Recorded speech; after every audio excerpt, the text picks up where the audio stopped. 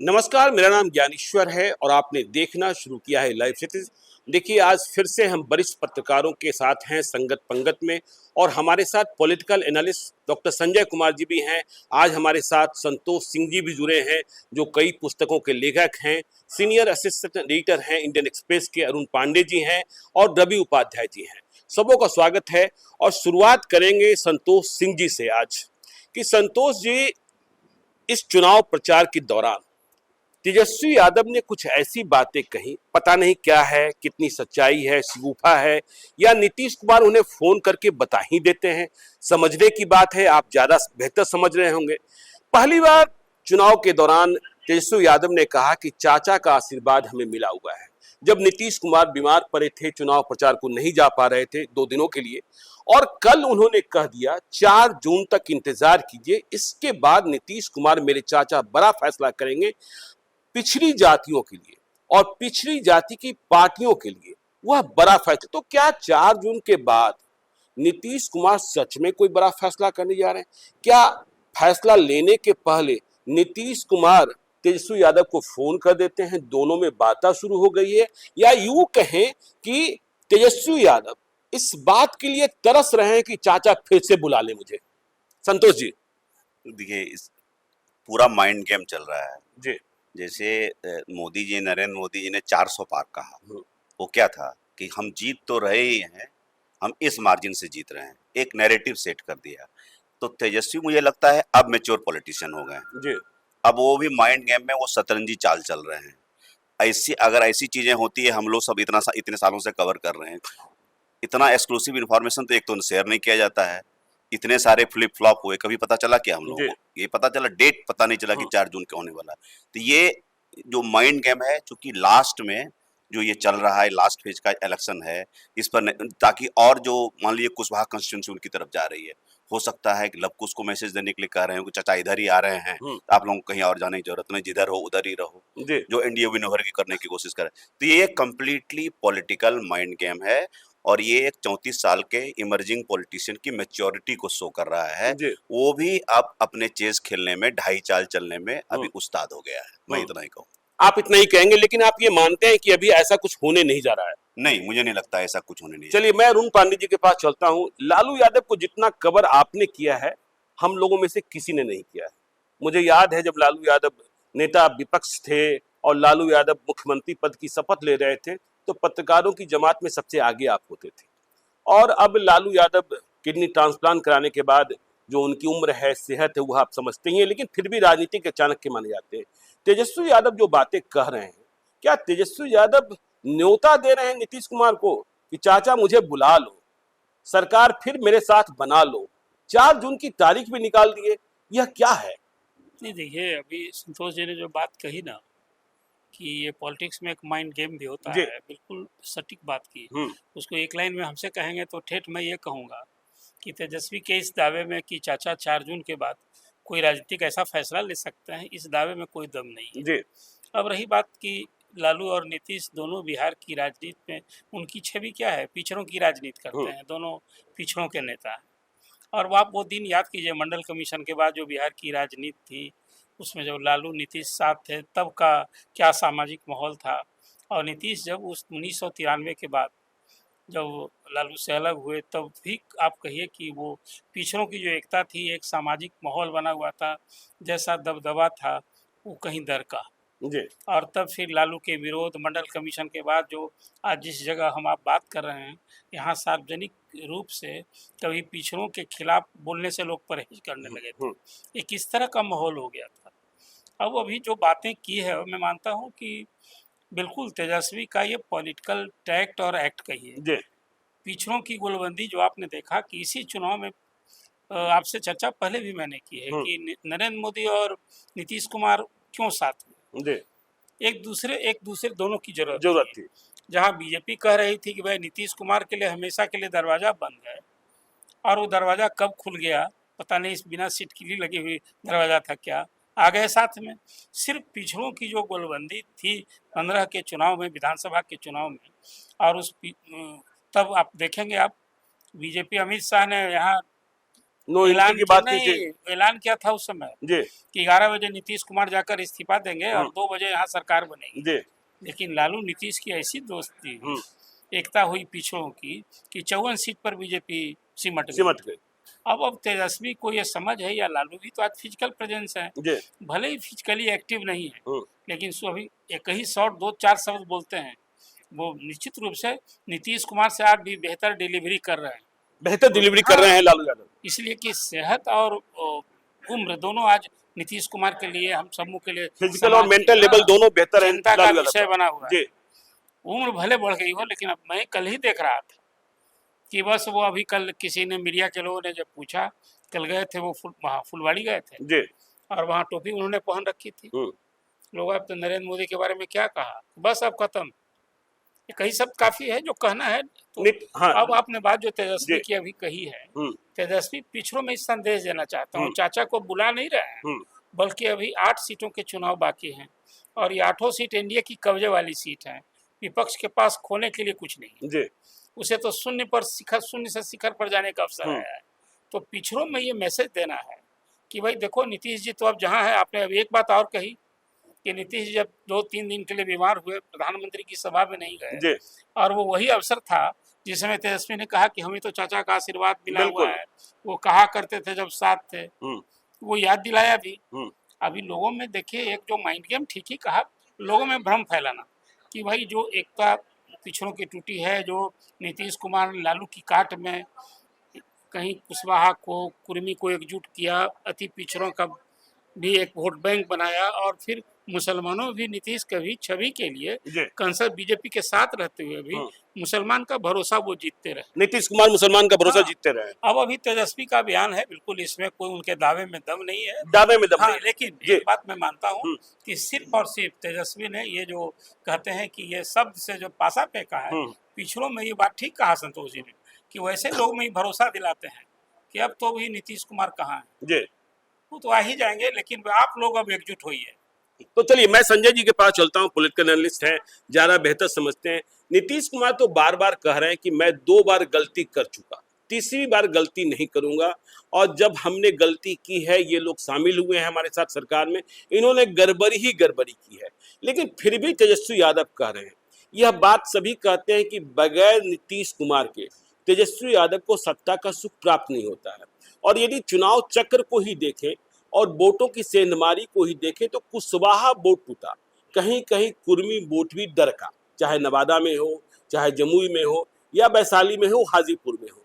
लेकिन अति पिछड़ी जातियों का वोट, क्योंकि नीतीश कुमार की राजनीति का सूत्र ही रहा पिछड़ा बनाम अति पिछड़ा, दलित बनाम महादलित।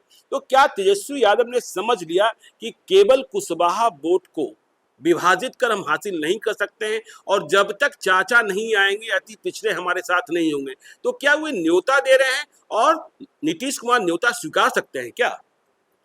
नहीं, मुझे नहीं लगता है कि नीतीश कुमार जी अब न्योता को स्वीकार करेंगे, क्योंकि सार्वजनिक मंच से भी वो बोल रहे हैं और जो उनकी स्थिति है नीतीश कुमार जी की, तो अब मुझे नहीं लगता है कि वो कोई निर्णय लेने की स्थिति में होंगे कि फिर हम तेजस्वी जी के साथ चलेंगे।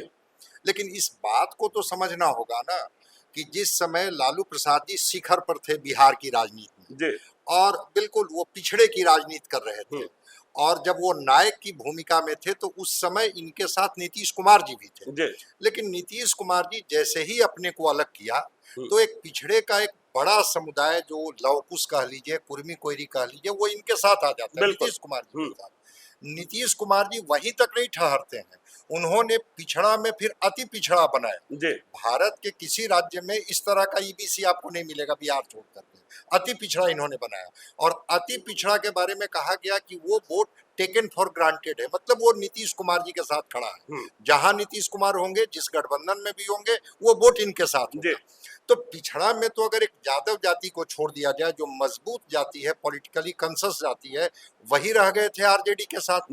तेजस्वी इसके बयान से फिर एक बार उस गेम को वो दूसरे तरीके से बताना चाहते हैं, जिसको हम तो माइंड गेम कहिए, साइकोलॉजिकल गेम कहिए, जो कहिए, कि एक मन मस्तिष्क पर प्रभाव डालना चाहते हैं कि ठीक है, गठबंधन में बदल लिए, चले गए बीजेपी के साथ, कुछ मजबूरियां उनकी रही होगी, लेकिन वो हमारे साथ है। बीच में उन्होंने शुरू भी कर दिया था कि भाई एक तरह से उनका समर्थन हमारे साथ है, इस वजह से आप मंच पर साझा नहीं देख रहे हैं, बीजेपी वाले उनको कोई भाव नहीं दे रहे हैं। नरेंद्र मोदी के नामांकन में भी नहीं गए थे, नरेंद्र मोदी के नामांकन में भी नहीं गए थे। और वहीं दूसरी तरफ अगर आप देखेंगे तो तेजस्वी अब कहना शुरू किए हैं कि 4 जून के बाद तो फिर वो हमारे साथ आ जाएंगे। अभी तो 8 सीट का चुनाव बाकी है ना, तो 8 सीट में भी अगर गोलबंदी हो जाती है, चूंकि नीतीश कुमार जी ने जो फ्लिप फ्लॉप इसको कहते हैं कि अगर बार बार पाला बदलने की वजह से एक विश्वसनीयता का संकट तो है, तो जनता को कंफ्यूज करने के लिए तेजस्वी जी का ये बयान काफी है। लगा कि हो सकता है कुछ फिर इस तरह की जो चीजें चल रही होगी, लेकिन मैं स्पष्टता बोल रहा हूं कि अब नीतीश कुमार जी वहां जा नहीं रहे हैं। लेकिन पिछड़ों की गोलबंदी के लिए, कि चूंकि पिछड़े गोलबंद हो जाए, अति पिछड़े अगर अभी भी नीतीश कुमार जी के साथ खड़े होकर के एनडीए के पक्ष में वोटिंग कर रहे होंगे, वो भी थोड़ा कंफ्यूज हो जाए कि फिर तो उनको यहीं आना है, तो क्यों ना हम अभी निर्णय ले लें। तो इस बात को लेकर के जिन्होंने भी तेजस्वी जी को समझाया कि ये आपका जो बयान है वो शायद उनकी गोलबंदी में और वो वोट आपके पक्ष में आ सकता है अगर एक कंफ्यूजन क्रिएट करा दीजिए, तो मैं कहूंगा कि इस माइंड गेम के माध्यम से कंफ्यूजन क्रिएट करने की 8 सीटों के लिए, 8 सीटों के लिए चलिए कंफ्यूजन क्रिएट बिल्कुल। तो मैं रवि उपाध्याय जी के पास चलता हूँ। रवि उपाध्याय जी, देखिए तेजस्वी यादव यह समझ रहे हैं कि हमने चूरा दही साधने की कोशिश की और हमने लवकुश समीकरण भी, लेकिन आपको क्या लगता है कि कब अब जो नीतीश कुमार की अवस्था है, नीतीश कुमार की सेहत है और नीतीश कुमार जिस तरीके से कह रहे हैं कि हमने गलतियां की हैं लेकिन अब इन गलतियों को नहीं दोहराएंगे। कल उन्होंने नालंदा में फिर से लोगों से पूछा था, तेजस्वी यादव ने भले दावा किया हो लेकिन उन्होंने कहा था कि बिहार में के वो है जी जो इतना इतना बच्चा पैदा किया है जी। तो फिर इस सूरत में तेजस्वी यादव बिहार को दिग्भ्रमित करने का प्रयास कर रहे हैं या कोई राजनीतिक गोटी ताकि फिर से बिहार के डिप्टी सीएम बन जाए या चीफ मिनिस्टर बन जाए, इस प्रयास में लगे हैं? देखिए ज्ञानेश्वर जी, 2 शब्द में ये बात है जी, तेजस्वी ने टैक्ट और एक्ट तो किया जी 4 तारीख की बात कह के, लेकिन फैक्ट ये है कि क्या तेजस्वी अपने बोलते थे कि नो एंट्री की बोर्ड हमने लगा रखी, तो वह क्या नो एंट्री की बोर्ड उन्होंने हटा दिया। नंबर 1 बात। नंबर 2 बात कि उनको यह भी याद होगा कि जब हम चाचा के साथ सटे तभी हम 2 बार डिप्टी सीएम भी बने, तो यह बात भी वो समझ रहे हैं और यह जान रहे हैं कि चाचा हमारे पास आएंगे तो हमको मजबूती मिलेगी। और जो पार्टी में जो एड ऑन होने की बात हम बार बार कहते हैं, तो वह वोट जब ऐड होगा तो निश्चित रूप से तब फिर उनके लिए 2025 होगा। और हम लोग कह भी रहे हैं कि तेजस्वी इस बार 2025 की तैयारी में है। 2024 में क्या मिलेगा यह तो लड़ाई वो लड़ रहे हैं और क्या मिलता हुआ दिखाई पड़ रहा है यह भी सही बात है, लेकिन वह 2025 की लड़ाई है। लेकिन चाचा जो है सो फैक्ट यही है कि चाचा इधर आने वाले नहीं है, 4 जून हो या 5 जून, चाचा इधर आने वाले नहीं है। देखिए अब चलते हैं फिर से हम संतोष सिंह साहब के पास। देखिए अरुण पांडे जी ने एक बात कही कि नीतीश कुमार निर्णय लेने की अवस्था में कब तक हैं, कहां तक हैं, यह भी समझने की बात है। और जब हम लोग कल बातचीत कर रहे थे तो अरुण पांडे जी ने एक और इशारा किया था कि सूबे को अब चला कौन रहा है, नीतीश कुमार क्या एक्ट और काम कर रहे हैं। तो संतोष सिंह से समझे क्या नीतीश कुमार की पकड़, प्रशासनिक पकड़, शासकीय पकड़ और राजनीतिक पकड़ क्या पहले जैसी रह गई है या पर्दे के पीछे से बिहार को चला कोई और रहा है? नहीं, देखिए डायरेक्ट रूप से कोई इन्फॉर्मेशन हम लोगों के पास ऐसा तो नहीं कौन चला रहा है, लेकिन जितना हम लोग समझ पाए इतना साल कवर करते हुए, ब्यूरोक्रेसी में 10-15 लोग उनके इम्पोर्टेंट लोग रहे हैं जो कि आप जानते हैं कि सीएम हाउस से पोस्टेड हैं, और 3 जो इम्पोर्टेंट विभागों में हैं वो लोग करते हैं। और पॉलिटिकली जो उनको जो 3-4 लोग करीबी हैं वो भी हम लोग आइडेंटिफाइड हैं, उनकी चर्चा हो चुकी है, वो लोग जानते हैं। इतनी बात सही है कि जिस जो अब नीतीश कुमार को हमने 10 में देखा, जो 15 में देखा, जितने भी इम्पोर्टेंट लैंडमार्क्स निर्णय लिए, 50% रिजर्वेशन वाला निर्णय कहिए, जो ये पंचायती चुनाव के इलेक्शन कहिए, वुमेन एम्पावरमेंट के जितने भी women centric scheme, bicycle schemes, और आप देखिए कि लास्ट 2-3 ईयर्स में कौन से लैंडमार्क डिसीजन लिए गए, तो आपको खुद पता चल जाएगा कि नीतीश कुमार बिफोर 2020 और पोस्ट 2020 क्या है। तो वो जो अभी चल रहा है उसका कंटिन्यूएशन है, जैसे रोड प्रोजेक्ट है, हाईवे के प्रोजेक्ट हैं, हेल्थ के प्रोजेक्ट हैं, वो तो चल रहा है ऑलरेडी, बहुत सारे सेंक्शन हो गए, सेंक्शन होने वाले स्थिति में होंगी। तो कहीं न कहीं मुझे लगता है कि मोटा मोटा जो चीज है उसको उनको क्रक्स जो मोटी फाइलों में जो होता है वो उनको बताया जाता होगा। वहाँ उनकी ब्यूरोक्रेसी है, वहाँ 3-4 इनके जो लोग हैं उनसे ये कंसल्ट करते होंगे। तो मुझे लगता है कि it's a mix of the political satellite उनके और प्लस ब्यूरोक्रेसी, ये लोग मिल करके चला रहे हैं। देखिए संतोष जी कह रहे हैं बताया जाता होगा, नीतीश कुमार वहां पहुंच गए जहां यह सुनने को मिल रहा है कि उन्हें बताया जाता होगा। तो उनका स्वविवेक और उनके निर्णय और लोकसभा चुनाव के बाद क्या वह सरकार ठीक से चला पाएंगे और पार्टी को बचा पाएंगे, यह बड़ा सवाल इस चुनाव के नतीजे के पहले पैदा तो हो ही गया है। देखिए, दो बात इसमें है जी। पूरे देश में एक प्रदेश है उड़ीसा जी। अभी मैं देखा वहां भी अब यही एक चिंता का विषय। इस बार बीजेपी ने वहां तो उन्होंने पांड्या को तो कर ही दिया ना। मैं कह रहा हूँ बीजेपी ने तो एजेंडा ही बना लिया कि भाई वहाँ जो पांड्या है वो उस प्रदेश के नहीं है जी। उनकी पत्नी है IAS है वहाँ। और वहाँ यही सवाल था जो आज सवाल बिहार में अभी नीतीश कुमार की सेहत और स्वास्थ्य को लेकर उम्र को लेकर जो बातें उठने लगे कि आखिर जब जिस ढंग से पब्लिक अपीयरेंस होता है अब वो तो ना पहले की तरह एक्सटेम्पोर बोल सकते हैं। और संतोष जी ने ठीक ही कहा कि अपने उस कालखंड में नीतीश कुमार ने बहुत सारे ऐतिहासिक फैसले लिए, लैंडमार्क डिसीजन लिया, बहुत सारा ऐसा डिसीजन लिया जो देश को राह दिखाने। अभी ताज़ा उदाहरण मैं मानता हूँ जो बिहार में जातीय गणना कराई गई आज़ादी के बाद, ये सचमुच में एक ऐतिहासिक फैसला था। किसी राज्य सरकार ने, प्रधानमंत्री ने तो नहीं मानी थी, और 500 करोड़ खर्च करके और बिहार ने ये जातीय सर्वेक्षण करा के लोगों को बताया कि बिहार में किस जाति की कितनी आबादी। उसमें एक बात जो संजय जी ने कही थी, उसमें आपके उस सवाल का जवाब देने के पहले थोड़ा सा आपने लाइव सिटीज के व्यूअर्स को अपडेट कर देना चाहते हैं। वो एक अति पिछड़े की बात, ये तो बात तो बिहार में ये कैटेगरी मंडल कमीशन के आने के पहले ही कर्पूरी जी ने कर दिया था। ये बिहार पहला राज्य है जहां ओबीसी में एक ईबीसी भी है और उसके लिए अलग से रिजर्वेशन की व्यवस्था की गई, जो 112 अति पिछड़ी जातियां हैं जिनकी आबादी 36% है। आज तेजस्वी के संबंध में जो आप कॉल देख रहे हैं ना, अब बीते 30 साल में मध्यम वर्ग जिसको ओबीसी कहते हैं 2 जाति का राज रहा। यादव ने राज किया 15 साल और बाद के दिन में पूर्वी का राज रहा, लेकिन वो 112 जो 36% आबादी वाली जाती है, अब तो उसमें भी भूख है, सत्ता की भूख है, सरकार में हिस्सेदारी की भूख है, और कुछ हद तक इसको बीजेपी ने अब शुरू भी कर दिया। आपने देखा 2 MP बनाया अति पिछड़ी जाति का, फिर MLC बनाया उसी समाज से।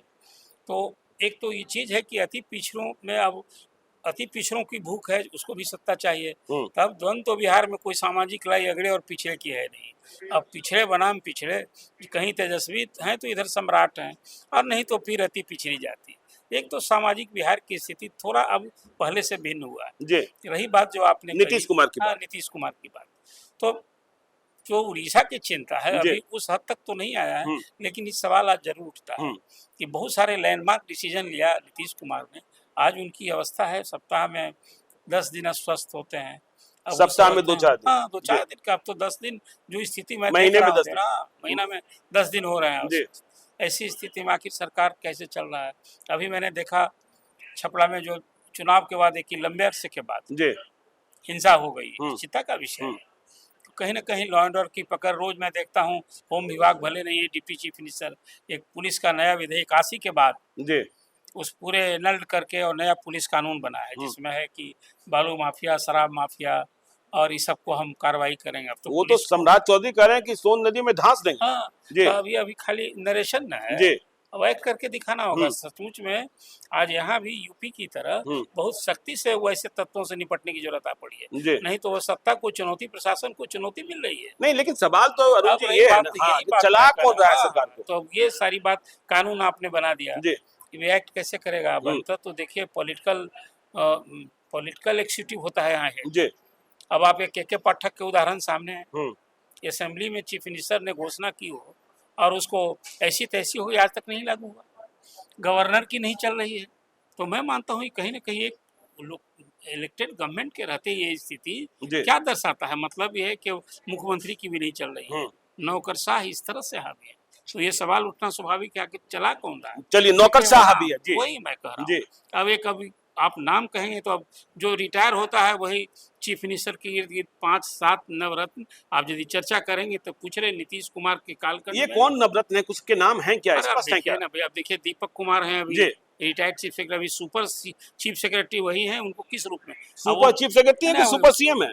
अभी सुपर चीफ सेक्रेटरी से मैं कह रहा हूँ कि CS के रहते हैं, अभी सब रोल वही कर रहे हैं। अब तो एक देखिए रूल्स ऑफ एक्सिक्यूटिव बिजनेस में चीफ सेक्रेटरी और CM के बीच में कोई नहीं होता है, फाइल में नोटिंग भी नहीं होती है प्रिंसिपल सेक्रेटरी की, जो रूल्स ऑफ एग्जीक्यूटिव बिजनेस, फिर डिसीजन सब हो रहा है। अब वो तो आप जो कहते हैं हम सुपर सीएम कहना अभी उचित नहीं होगा। अब जो बात कहा सरकार कौन चला, सरकार ऐसे ही लोग चला रहे हैं। अब वो वहाँ प्रत्यय अमृत हैं। आप ये कहा कि नीतीश कुमार के कालखंड में जो जितने कंस्ट्रक्शन डिपार्टमेंट्स हैं, आप जरा गौर कीजिए, एक तो अधिकारी थे दिवंगत हो गए, चीफ सेक्रेटरी भी हुए थे, तो अधिकारी तो आपके सामने हैं, जोन जोन अधिकारी, खासकर कंस्ट्रक्शन डिपार्टमेंट का जो हेड किया उनके इर्द गिर्द, वही चाहे वो सिंचाई विभाग हो, अब तो शिक्षा भी जुट गया है, शिक्षा का भी बजट बढ़ा, काम भी बढ़ा, और वहाँ सब तरह से सर्विस देने का भी स्कोप है। तो लेकिन कुल मिलाकर मैं मानता हूँ कि स्थिति को बहुत संतोषजनक नहीं कहा जाएगा। बिहार के लिए न सिर्फ मुख्यमंत्री की सेहत स्वास्थ्य चिंता का विषय है, बल्कि सरकार का। चलिए, स्थिति संतोषजनक नहीं कहा जाएगा। हम आते हैं संजय जी के पास। देखिए, एक बात तो सभी लोगों की राय से स्पष्ट हो रही है कि नीतीश कुमार का इकबाल जो है कमजोर पड़ गया है, लेकिन बड़ा सवाल अब भी बना हुआ है कि चुनाव के बाद जो उठापटक होगी, घमासान होगा, नतीजे आएंगे, कम होगा, अधिक होगा, यह जो पार्टी है जेडीयू, इसे क्या नीतीश कुमार बचा लेंगे, क्योंकि आगे विधानसभा का चुनाव भी है?